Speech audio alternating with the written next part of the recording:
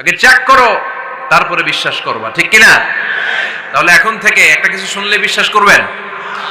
একজন এসে বলল, ভাইজান আপনার মেয়েরা দেখলাম আরেক ছেলের সাথে বাজারে ঘোরাফেরা করে, ওই রমনার বটমূলে দেখলাম আপনার মেয়ে আরেক ছেলেরে নিয়ে ফষ্টি নষ্টি করে, লোকের কথা বিশ্বাস করে বাসায় যে মেয়ের চুলের মধ্যে ধরে মাইর, আইজো মায়ের কাইলো মাইর। এরকম হইতে পারে না? হয়তো ওই লোক আপনার মেয়ের মতো দেখতে আরেক মেয়েকে দেখছিল। এরকম হয় কিনা সমাজে? একজন এসে বললো, ভাই আপনি এখানে ভাবিরে তো দেখলাম ওই জায়গায় আরেক লোকের সাথে ঘোরাফেরা করতেছে, খবর রাখেন না বাসা? আপনি দেখে মেয়েকে, ঘটনা কি? আমার খেয়ে আমার পরে আরেকজনের সাথে, যে এই বাড়িতে যে মাইর, কোনো কথা নেই। দেখবেন যে ছোট্ট মারামারি থেকে এই ঘটনা অনেক সময় বিচ্ছেদ বা ডিভোর্স পর্যন্ত গড়ায়, ঠিক কিনা? ওই যে শোনা কথায় কান দিচ্ছেন, ফাতাবাইয়ুন, আপনি চেক করেন নাই। হয়তো আপনার স্ত্রীর মতো দেখতে বা আপনার স্ত্রী যে জামা পরে, যে পোশাক পরে, এরকম পোশাক পরে আরেক নারীকে দেখছে, আপনার বউ না এটা। আপনার মেয়ের ব্যাপারে যে তথ্য দিয়েছে এটা সঠিক নয়, সে আপনার মেয়ের মতো আরেকটা মেয়েকে দেখেছে, এসে আপনার কাছে বলে দিছে, আপনি বিশ্বাস করছেন। ভেজাল আছে না নাই? এই ভেজালগুলোকে থামানোর জন্য কোরআনে এই বিধানগুলো নাজিল করেছে কে? তাহলে ফরিদপুরের ভাইয়েরা, সমাজটারে সুন্দর রাখার তথ্য একটা শুনলেই বিশ্বাস করবেন না। সিলে কান নিয়ে গেছে শুনলেই সিলের পিছনে দৌড়, নাকি? কি করবেন? আগে কানে হাত দিয়ে একটু দেখবো কান দুইটা আছে না নাই, তারপরে চিলের পিছনে দৌড়ান। তাহলে এখন থেকে আমরা তথ্য একটা শুনলে বিশ্বাস করব। তাহলে কি করবেন? বলতে হবে কি করবেন? যাচাই বাছাই, জাস্টিফিকেশন অফ দ্য নিউজ। কোন নিউজ জাস্টিফিকেশন ছাড়া আমরা প্রচার করব, বিশ্বাস করব, শেয়ার করব না। আল্লাহ বললেন, ইয়া আইয়ুহাল্লাযীনা আমানু লা ইয়াসখার কওমুম মিন কওম। ওহে আমার ঈমানদার বান্দারা, শোনো শোনো, খবরদার কখনো কোনো মুমিন বান্দারে ঠাট্টা করো না, অবজ্ঞা করো না, ঠাট্টা করো না। তার মনে কষ্ট হয় এমন কোন কথা তারে বলো না। Never scoff of anybody. কাউকে নিয়ে ঠাট্টা করবেন না, তার দেহ নিয়ে, তার আকৃতি নিয়ে, তার বংশ নিয়ে। এক লোকের বাবা ছিল চোর, কিন্তু তার ছেলে অনেক ভালো। আপনি কি তারা বলতে পারবেন তুই চোরের ঘরের চোর? বলতে পারবেন? চুরি করছে বাবা, ওর কি দোষ? কথা বলেন। এগুলো কবিরা গুনাহ। আওয়াজ করে বলেন তো, কি গুনাহ? কবিরা গুনাহ। কারো আকৃতি নিয়ে, আমার ফরিদপুরের কলিজার টুকরা যুবক ভাইরা, কারো আকৃতি নিয়ে কখনো অবজ্ঞা করবে না, তুচ্ছ জ্ঞান করবে না।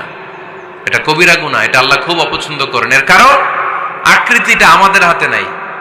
আমাদের কারো নাক লম্বা, কারো খাটো, আমরা কেউ কালো, কেউ সাদা, আমরা কেউ স্মার্ট, কেউ অন্যরকম। তো এই যে আমাদের এক এক ধরনের আকৃতি, এটা কি আমি বানাইছি? আপনি বানাইছেন?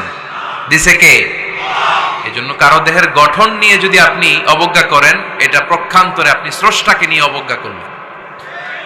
কারো দেহের আকৃতি নিয়ে যদি আপনি তুচ্ছ করেন, তাকে তুচ্ছ করেননি, আমার রবকে আপনি তুচ্ছ করেছেন। চিল্লায় বলেন ঠিক কিনা?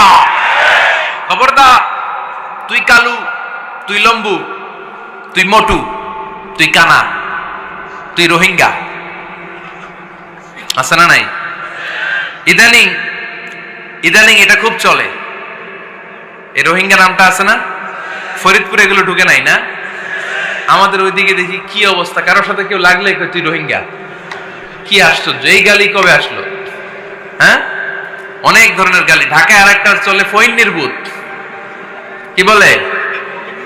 এই এগুলো আগে শুনি নাই আমরা, রিসেন্ট এগুলো বলা শুরু করছে। ফইন্নির ভূত, রোহিঙ্গা না। এগুলো বলে আপনি কাউকে অবজ্ঞা করতে পারবেন? পারবেন না। খবরদার, এটা কবিরা গুনাহ, এটা ছোট গুনাহ মনে করবেন না। কারণ আকৃতি নিয়ে তুচ্ছ করা যায় না, কারণ আকৃতি দান করেছে কে? হুয়াল্লাযী ইউসাউইরুকুম ফিল আরহামি কাইফা ইয়াশা, লা ইলাহা ইল্লা হুয়াল আজিজুল হাকীম। তিনি এমন সত্তা যিনি তোমাদের চেহারার অবয়ব দিয়েছেন, তোমাদের আকৃতি দান করেছেন তখন যখন তোমরা মায়ের পেটের ভেতরে ছোট্ট জোকের মতো ছিলা। মায়ের পেটের ভেতরে আমরা যখন সবাই এত ছোট্ট, তখনই আমাদের চেহারার আকৃতি দিয়েছে কে? কে সুন্দর হব, কে ছেলে হব, কে মেয়ে হব, কে মোটা হব, কে চিকন হব আমার ইচ্ছা হয়েছে? আওয়াজ করে বলতে হবে, কার ইচ্ছায়? প্রত্যেককে যদি আল্লাহ প্রত্যেকের নিজের চেহারা ডিজাইন করতে দিতেন, আল্লাহ যদি বলতেন তোমার চেহারাটা কেমন হবে তুমি ডিজাইন করো, তাহলে আপনি আপনারা কেমন বানাতেন? হ্যাঁ বলেন, ফরিদপুরের ভাইরা বলেন, সুন্দর করে বানাতেন তাই না? সবচাইতে স্মার্ট, সবচেয়ে সুন্দর করে আমি আমার চেহারাটা বানাতাম যদি আমাকে ডিজাইন করার সুযোগ দেওয়া হতো। কিন্তু এই সুযোগ তো আল্লাহ দেন নাই। ডিজাইন স্বয়ং করে দিয়েছেন কে? কোন নারীকে যদি আল্লাহ বলতে এই নারীরা তোমাদের চেহারা কার কেমন লাগবে তোমরা বানাও, প্রত্যেক নারী কি করতো? বিশ্ব সুন্দরী করে নিজেকে বানাতো। খুদ ধরার মতো কোনো জায়গা সে নিজের জন্য রাখতো না, ঠিক কিনা? কিন্তু এটা আল্লাহ দেন নাই। এই আকৃতিটা আমাদেরকে সরাসরি দান করেছেন কে? খবরদার, আমাদের অনেকে বিকলাঙ্গ, আমাদের অনেকের হাত ছোট, পা বড়, দেখতে মোটা, কেউ চিকন কেউ কালো। খবরদার, কারো আকৃতি নিয়ে কখনো কোনো অবজ্ঞার সুরে, ঠাট্টার সুরে কোনো কথা আমরা বলবো না। রাজি আছেন? সবাই রাজি আছেন? আল্লাহ রাসূল সাল্লাল্লাহু আলাইহি ওয়াসাল্লামের এক সাহাবী ছিল, নাম ইবনে মাসউদ রাদিয়াল্লাহু তাআলা আনহু। ওনার পায়ের নলা ছিল খুব চিকন, অস্বাভাবিক চিকন, স্বাভাবিক না। তো উনিও এটা ঢেকে রাখতেন, দেখাতেন না কাউকে। একদিন উনি খেজুর পাড়ার জন্য খেজুর গাছে উঠলেন। খেজুর গাছে ওঠার পরে নিচ থেকে সাহাবারা পায়ের চিকন নলা দেখে ফেলছে। দেখে সবাই হাসি, সবাই হেসে কুটি কুটি। বিশ্বনবী বললেন, হেসো না, খবরদার, আমার ইবনে মাসুদের পায়ের চিকন নলা দেখে হেসো না। আমার ইবনে মাসুদের এই পায়ের চিকন নলা যদি মিজানের পাল্লায় উঠিয়ে দেয়া হয়, কিয়ামতের দিন উহুদ পাহাড়ের চেয়েও ভারী হয়ে যাবে। খবরদার, আমার ইবনে মাসুদকে আমার আল্লাহ অনেক পছন্দ করে, তার পা চিকন দেখে তাকে তুচ্ছ করো না। আল্লাহর হাবিব সাল্লাল্লাহু আলাইহি ওয়াসাল্লামের 11 জন স্ত্রীর মধ্য থেকে একজন স্ত্রী ছিলেন একজন স্থূল আকৃতির, অবেসিটি ছিল, একটু মোটা। ওনার নাম ছিল সাফিয়া রাদিয়াল্লাহু তাআলা আনহা। আম্মা জান আয়েশার সাথে একবার সাফিয়ার ঝগড়া। নবীদের বউদের মাঝে মাঝে মাঝে ঝগড়া হতো, তবে সেটা হতো মধুর ঝগড়া। সুবহানাল্লাহ পড়েন। আম্মা জান আয়েশা রাদিয়াল্লাহু তাআলা আনহার বাসায় একদিন বিশ্বনবী বসা ছিলেন। আরেকজন স্ত্রী, বিশ্বনবীর আরেকজন স্ত্রী রান্না করে কিছু খাবার আম্মা জান আয়েশার ঘরে পাঠিয়েছেন। এক দাসী দিয়ে বলল, যাও এটা আয়েশার ঘরে দিয়ে আসো, কারণ নবী আয়েশার ঘরে। আম্মা জান আয়েশা রাদিয়াল্লাহু তাআলা আনহা বললেন, এগুলো কি? ওই দাসী বলে, তরকারি। কে দিছে? অমুক স্ত্রী। কেন দিয়েছে? আমি কি রান্না করতে পারি না? তোমরা রান্না তোমরা খাও। এই কথা বলে পাতিল সহ উড়ায় মারছে চেহারার মধ্যে। এর কারণ ওনারা মানুষ ছিলেন, মানবীয় ব্যাপারগুলো ওনাদের মধ্যেও কাজ করত। আবার এক স্ত্রী ঝোল দিয়ে রান্না করে কিছু খাবার নিয়ে এসেছে। আম্মা জান আয়েশা রেগে মেগে ওই ঝোল নিয়ে ওই স্ত্রীর গালের মধ্যে মেখে দিয়েছেন। বিশ্বনবীর আরেক বউয়ের গালের মধ্যে ওই ঝোল লাগাই দিচ্ছে। এবার ওই স্ত্রী বিশ্বনবীর কাছে যেয়ে বলে, ইয়া রাসূলুল্লাহ, দেখেন আয়েশারে আপনি বেশি আদর করেন তো, দেখেন কি করে আমাদের সাথে। এই যে আমাদের গালের মধ্যে ঝোল মাখাই একেবারে মেকআপ বানাই দিচ্ছে। বিষ্ণু ইসা ইসলাম বললেন, তাই আয়েশাকে ডাকো। আম্মা জান আয়েশা রাদিয়াল্লাহু তাআলা আনহা আসলেন। আল্লাহ রাসূল সাল্লাল্লাহু আলাইহি ওয়াসাল্লাম বললেন, তুমি কি আমার এই স্ত্রীর সাথে এমন আচরণ করেছো? আম্মা জান আয়েশা বললেন, করেছি। কেন? আম্মা জান আয়েশা বললেন, তখন মেজাজটা গরম ছিল, এখন বুঝতে পারতেছে আসলে এই কাজটা করা ঠিক হয় নাই। এবার বিশ্বনবী বিচার করবেন। বিশ্বনবী বললেন, আল কিসাস, যেমন করা হয়েছে বিচার হবে তেমন। তোমার গালে যেমনি ঝোল লাগাই দিছে, তুমি একটু ঝোল নিয়ে আয়েশার গালে লাগাই দাও। সুবহানাল্লাহ পড়বেন না?